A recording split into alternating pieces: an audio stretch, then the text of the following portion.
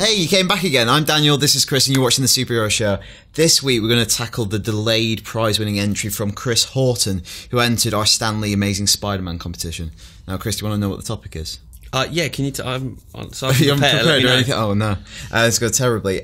So Chris was inspired by our choice. We were talking about Superman the other week, and that movie had a profound effect on him growing up. So he wanted to know, what are some of the most inspiring or moving moments, characters or otherwise, that have perhaps had an effect on you guys in some ways? That kind of goosebump, warm, fuzzy feeling. So we're going to talk about moments that kind of got us for different ways and different reasons. So you're going to go first, aren't you?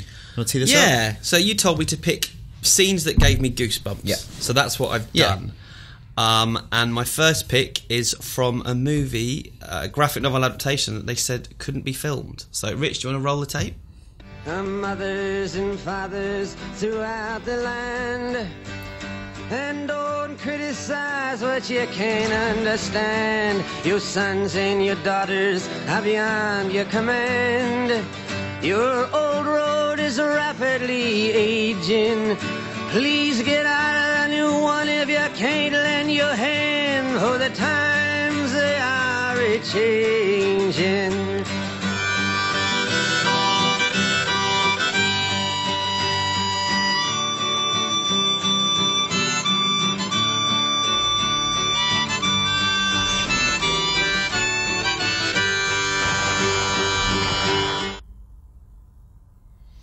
So there we go, the opening credits from Watchmen. I wasn't expecting you to bring out the Watchmen. No, well, I'm a big Watchmen fan. I'm a big Bob Dylan fan. And like I said, the word was that people said that this was a book that couldn't be turned into a movie. And watching that scene, the way it gives you the background and context, and it's so brilliantly woven together, I thought, wow, they've only gone and done it. And then the rest of the movie, didn't really live up to that, in my opinion. But that scene, I just thought it was brilliantly put together. It was one of the most exciting kind of original ways of presenting superheroes on screen that I'd ever seen. That's interesting, because my problem with The Watchmen is, in many ways, it doesn't feel like an adaptation. They kind of literally shoot it panel for panel, and for the most part of the film, barring the ending, which I actually like the ending, because they've made an adaptation, they've made a decision to take it away from the source material. It's too similar, but that opening sequence is showing Zack Snyder showing his flow as a director. As a visualist, which he is. Like, he's really good at visuals. No, I just remember it absolutely blowing my mind, and then sadly the rest of the film didn't live up to it. So, tinged with sadness, my first pick. But I love that. I love those opening credits. Alright, mine's a bit different. Yep. Mine's a bit like all balls out, and this is what you want from a superhero movie. It is the Avengers. Play the clip, Rich. Now might be a really good time for you to get angry. That's my secret, Cap. I'm always angry.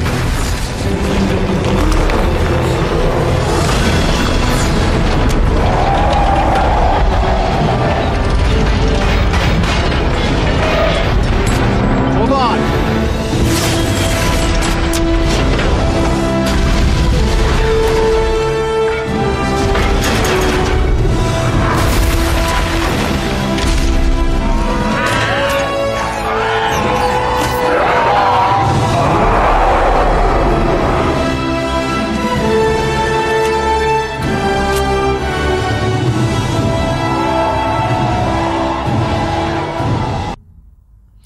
Goosebumps. Yeah, I guess. Even watching it again.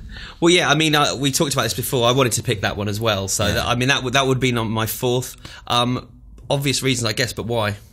A couple of reasons. So it's kind of bringing everything together. Everything that's happened over the last 10 years with comic book movies, superhero movies, that happened. We just watched it. That happened. That was a thing. They got all those characters on screen. You knew all the characters. It worked well. It's a great movie. It gets to the point where it all comes together. And they're all there.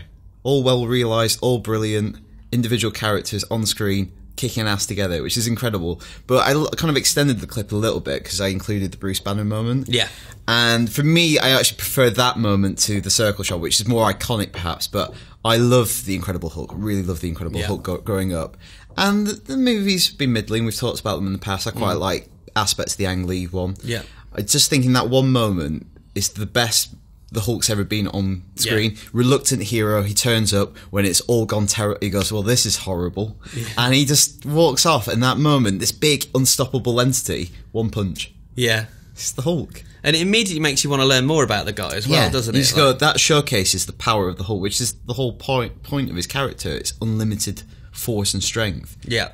One hit kill. Yep. Well, I guess it's the best moment in the biggest superhero movie of all time. So we had to have that in there. Yeah. Right. My next choice is kind of out of left field a little bit. It's from a movie that I didn't even like the first time I watched it. So, Rich, do you want to roll the tape? To not know your place in this world. To not know why you're here. It's just an awful feeling. Have you done? I almost gave up hope.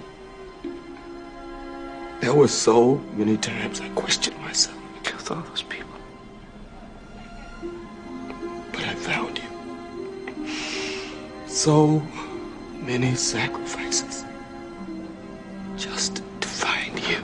Jesus Christ.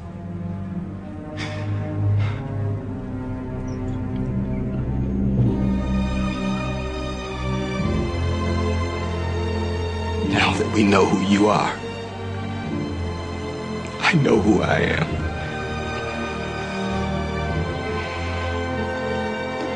I'm not a mistake. It all makes sense. In a comic, you know how you can tell who the arch villain's going to be? He's the exact opposite of the hero. And most times they're friends like you and me. I should have known way back when. You know why, David? Because of the kids.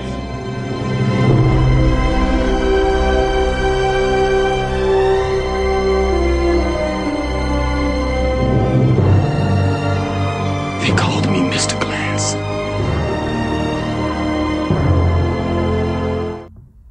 Called me Mr. Glass. So quite a contrast to the spectacle of my choice of the Avengers. So very more downbeat, more focused. Yeah. What's that all about? A superhero movie that you don't even know it's a superhero movie until the end. My favourite movie moments tend to be twists. Like if I pick my favourite moments ever, they're often twists, and I guess you don't really get a lot of twists in superhero movies. I guess there was one in Iron Man 3, I guess Captain America, there's kind of a huge twist in that, and the latest one. But yeah, this obviously is all based around this twist, and it absolutely got me, it absolutely nailed me, and it makes you like the film more when you know what he's been up to all the way through. So I feel like the second time you watch Unbreakable, it's a more interesting film. That's the thing with twists, it retroactively changes your perception of a movie. That's why they're so clever, because you've invested so far, and in that 1 second, everything changes. Yeah. And with Shyamalan, his first two movies, I think they're still great movies as well. Like, it's not all about the twist. Like, I can still watch them, well written, well acted. And yeah, it makes me want to see part 2. You know, I really want to see part 2. And I asked him about it, and he said he'll never do it. Like, he had an idea at the time, but it's been and gone the moment. But I definitely need to go rewatch Unbreakable. Yeah, after that. Yeah, but I just remember going in the cinema, and it's cool that, you know, even Samuel Jackson delivering that line at the end. It's like, yeah, he's Mr. Glass. He'd be great. Right, okay. Do you want the next one? Yeah. What is your number 2? So my next one is, I'm a big sucker for emotive speeches in movies, monologues. You are, aren't you? So, and this is the ending of Christopher Nolan's Dark Knight. Why is he running, Dad? Because we have to chase him. Okay, we're going in. Go, go,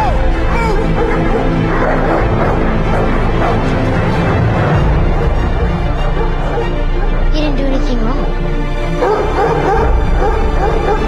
Because he's the hero Gotham deserves, but not the one it needs right now. So we'll hunt him. Because he can take it. Because he's not our hero.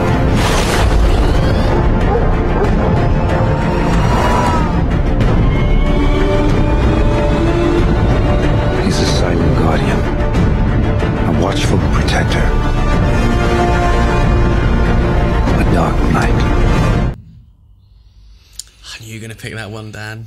Oh, I can still remember quite vividly the first time I saw that in the cinema, and the moment when the drum start, the percussion kicks in, and it goes, the kid's asking, Jim Gordon's kid's asking, why are you going to hunt him? He's just saved me, he saved my life, and we're hunting him, because he doesn't quite grasp the situation.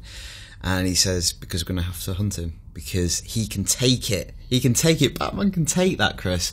He's that selfless. There's not a shredded ego in Batman. He's not a hero because he likes the adulation, likes being a superhero like Iron Man. He's a hero because he has no choice. And he will sacrifice even his own legacy and image to save Gotham, because he knows that they can't have Harvey Dent's public persona defiled. He has to be the White Knight to his Dark Knight. And when they're chasing him, you just feel so sorry for Batman, but you realise what he's doing is still being the ultimate hero. And I just find that profoundly moving. Yeah. It really gets to me. I remember getting goosebumps, but also kind of tearing up.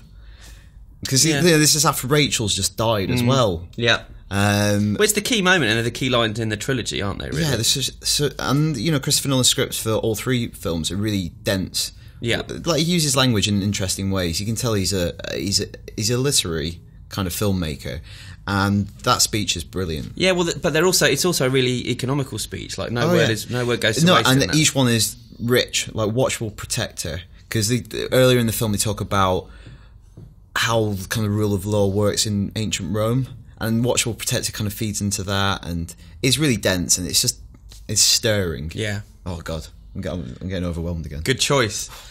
You picked Batman, and I could have gone Batman or Superman, and I probably would have done, especially. But we recently did our favourite Batman moments and our favourite Superman moments, and I didn't want to go over old ground. Certainly, stuff that's given me goosebumps is some of the stuff when Clark Kent's a kid in the original movie and in Man of Steel, actually. But I'm not picking that. I am picking a scene from a film that might be my favourite superhero movie.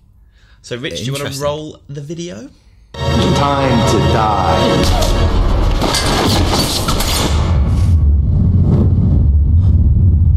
What the?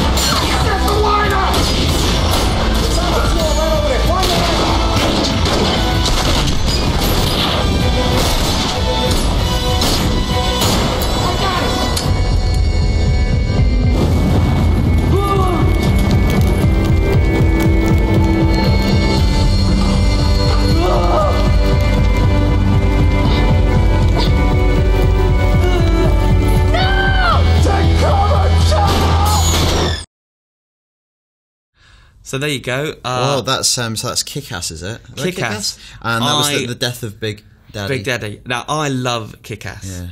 I think Hit Girl's an amazing character, and I could have picked, the introduction to Hit Girl's an amazing scene. The finale when she takes down the bad guy's an amazing scene. But there's something about the way this scene's shot, the music. Are you all right, Dad? Sorry. Come on, hold it together. Sorry, I just thought of something. Okay, good. I'm trying to be serious here. The way it's shot... I just didn't know you like Kick-Ass so much. I love Kick-Ass. The way it's shot, the music, and what it's about. I mean, it's at its core, it's a little girl trying to save her dad's life. Can you stop laughing? Why are you laughing? This is an emotional scene for me. It's tragic. Yeah, she's trying to save her dad's life. For God's sake. So there we go. That's my biggest goosebump superhero moment. Thanks a lot for that. What's yours? No, sometimes tragedy overwhelms you, and I can see you're crying now. So I am. It's just It's an emotional time. My final moment, which had a similar reaction when I first saw it in the cinema, is Spider-Man 2 and the train sequence. Can you play it, Rich, please?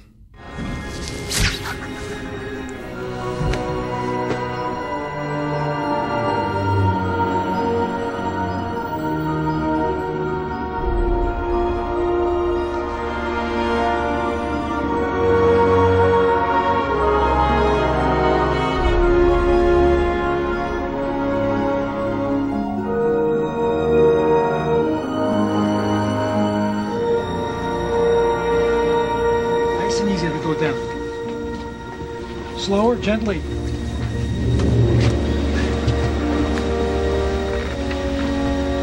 Is he alive? He's just a kid. No older than my son.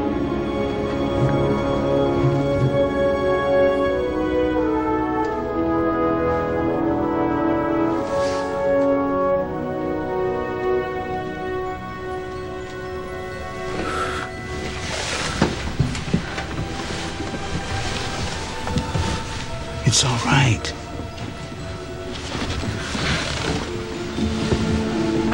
We found something.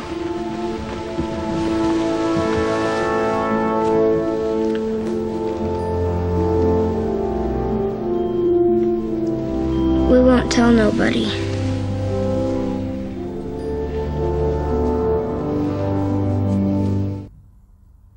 Right, I'm not going to talk or laugh over your reasons for that, so Well, I'm going to respectfully let you explain. The way I describe it might stir that inside you. Okay, we'll see. Okay.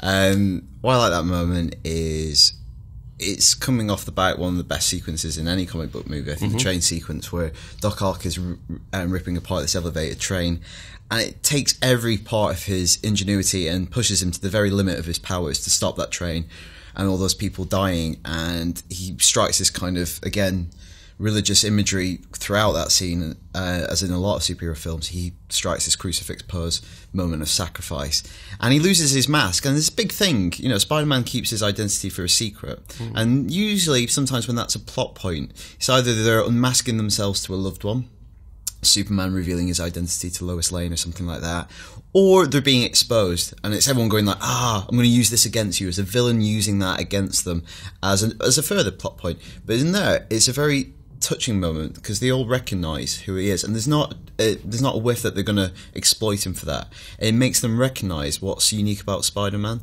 is that he is a kid, and this is what Stan Lee always says about that character, and Marvel talk about Spider-Man being special. Unlike a lot of other superheroes, he is just a kid, but yet he does tremendous things. He does self-denying things, and yet still has to tackle being a kid. And I just think it's a very touching moment where they don't try to like exploit that moment. They just go, thank you, and here's the mask back, like carry on. Yeah. And I just thought it was a really powerful moment. Yeah, I agree. Yeah, well, good choice. Good. Yeah. And I didn't laugh. Yeah. No. Well, mine's not as tragic. No. It moved me. No, I just didn't know you were a Kick-Ass fan. Didn't know it. So thank you so much, Chris, for suggesting that topic. Yeah, we really enjoyed going through those moments. So your poster signed by Stan Lee and your Blu-ray signed by Stan Lee should be on its way to you shortly. Awesome. And if you've got anything to say, not just Chris, anyone who watches the show, you can always contact us at IGN_UKfeedback@IGN.com. Yep. Said that quickly. Rich, Yep. do you want to? And I think that's that for this week. Yep. Yeah. Yeah, thank you for watching.